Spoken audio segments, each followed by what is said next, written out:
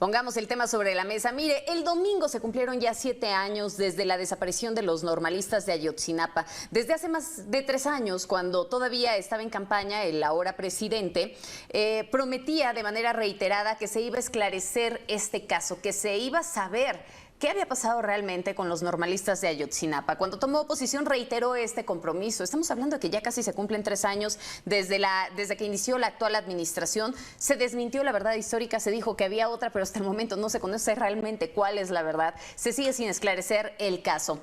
¿Ha ganado la impunidad aquí? ¿O qué es lo que va a pasar? ¿Verdaderamente logrará cumplir esa promesa que en su oportunidad hizo el actual presidente de la República Mexicana? Ese es el tema que hoy pongo sobre la mesa y le doy la bienvenida a nuestro director editorial Raúl Frías Lucio y a Víctor Hugo Hernández. Señores, vaya tema, que tengan excelente tarde. Gracias, Magda, gracias. A ver, ni verdad ni histórica tampoco, ¿sí? Ese es un problema dentro de la gran tragedia que significan los desaparecidos en este país, Víctor. Y me parece que el tema de los 43 normalistas de esta Normal Isidro Burgos, allá del estado de Guerrero, sí, es la fiel muestra de que esta es una verdadera tragedia para nuestro país.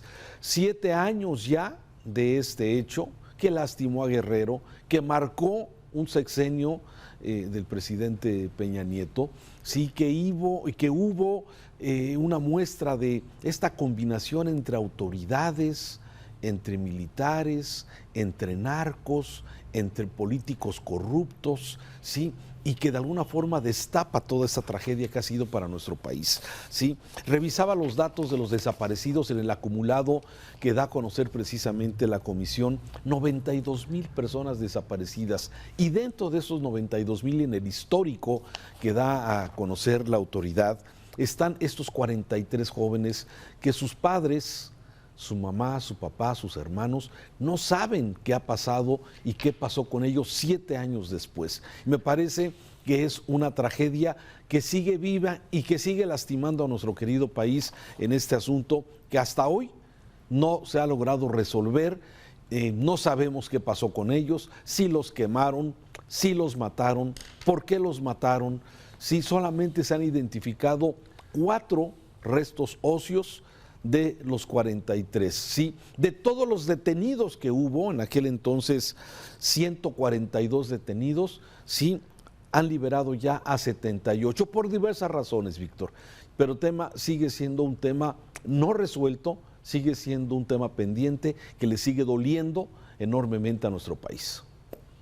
Sí, así es, Raúl, un evento que marcó el antes y el después en la administración de Peña Nieto, porque a partir de ahí yo pienso empezó la debacle, la caída de la figura de Enrique Peña Nieto, aunque hay que decirlo, esto no era responsabilidad directa del gobierno federal, pero fue tan mal manejado, tan mal llevado el caso que terminó metiéndolo como uno de sus grandes pasivos en esta administración que fue la de Peña Nieto, que después se vendrían a sumar otros eventos, Tlatlaya y otros eventos más, la Casa Blanca y demás, pero fundamentalmente este dejó una huella indeleble por tratarse de jóvenes, por tratarse de una situación en la que pues está claro que también el crimen organizado estaba metido, las drogas, todo parece indicar que al final de cuentas fue una confusión desafortunada ahí, en la que pues un supuesto cargamento de droga, heroína al parecer, que estaba en un lugar inadecuado y que los jóvenes llegaron también dentro del autobús. En fin, hay muchas teorías sobre qué es lo que ha estado pasando o cuáles fueron realmente las causas por las que estos jóvenes fueron en su momento detenidos y luego sacrificados.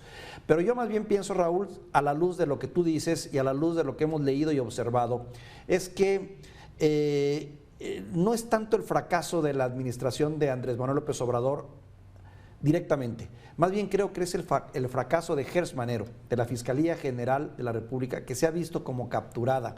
Yo he escuchado los testimonios de algunos de los personajes involucrados, de los padres de familia, que insisten en que en la Fiscalía General de la República, donde debería de estar lo más activo de la investigación, hay elementos en puestos claves que más que ayudar a la investigación, parece que tienen toda la intención de callar y de entorpecer los avances de esta investigación. Y eso sería responsabilidad de Gers Manero.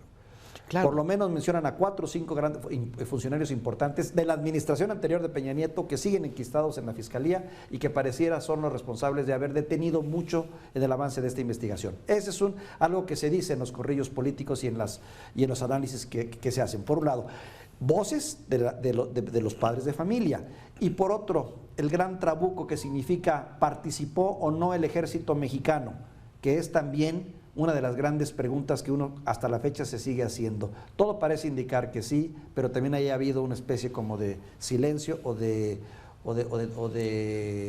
freno bastante entendible a la luz de si entendemos que pues esta administración se apuntala mucho en el ejército mexicano. Sí, a ver, yo creo que todas estas hipótesis de que si participaron y cómo fue su participación, sí, qué fue exactamente lo que sucedió, si fue ese camión que estaba cargado de droga o no fue esa la motivación, si fue el que los jóvenes iban a botear para poder acudir a México a la famosa marcha del 2 de octubre y que, bueno, al secuestrar un camión que estaba supuestamente cargado con droga, fue la motivación de los narcos para que junto con autoridades corruptas, sí, hicieran esta detención y luego la entrega de estos jóvenes a aquel grupo de narcos de Guerreros Unidos que finalmente fueron los que según esto se encargaron de su desaparición. Y aquí la pregunta siempre, ¿dónde y cómo fue la participación de los miembros del ejército? ¿Fueron simplemente espectadores de lo que estaba sucediendo y no intervinieron? ¿O hubo una intervención directa? Que son preguntas que no tienen una respuesta clara y definitiva. Y el gobierno seguramente con una buena intención de querer definir y clarificar todo un asunto, sí, y tratar de llegar a lo que siempre se mencionó como esta verdad histórica. Pero la realidad es que conforme pasan los años, conforme pasan los funcionarios, conforme van cambiando los actores, Víctor, esto de alguna forma pues va alejando cada día más aquella verdad de la cual pues muchos padres de familia siguen esperando. Me parece que simplemente es una tragedia que está enmarcada en esta gran tragedia de los desaparecidos en este país y que va a ser muy difícil poder conocer, y esto lo hemos dicho año tras año, poder conocer exactamente qué sucedió y culpar a los castigar a los culpables, porque ahora pareciera que se está castigando pues a los que intervinieron en las investigaciones sin ser directamente los responsables y que ahora pareciera que viene esta cacería para tratar de castigar a alguien con la idea de que se está haciendo justicia en un tema que evidentemente queda impune, Víctor. Sí, y tomar en cuenta que también sí hay responsabilidades por quienes tenían a su cargo y que dio como resultado esa famosa verdad histórica, ¿no? En ese entonces, ¿no? Murillo Karam, ¿no? Que pues actualmente está en el retiro, en un retiro dorado, según tengo entendido, no ha sido ni tocado ni molestado, siguen sus negocios privados y particulares. El caso de este señor Cerón, ¿no? Cerón, que está prófugo en Israel y del cual ya se le pidió la extradición. En fin, ahí tal vez parte de la responsabilidad esté en lo sucio del trabajo de investigación que se hizo y cómo quedó demostrado, como tú bien dices, que dio como resultado que muchos de estos supuestos delincuentes y responsables, que seguramente había mucho de culpa, gocen ahora de libertad. Es que pues finalmente fue una investigación muy sucia en donde la mayor parte de los testimonios y las pruebas se obtuvieron bajo la cuestión de la tortura. Y ya ves, eso es un factor que influyó también mucho y que ha hecho que muchas de las pruebas que existían se fueran diluyendo con el tiempo.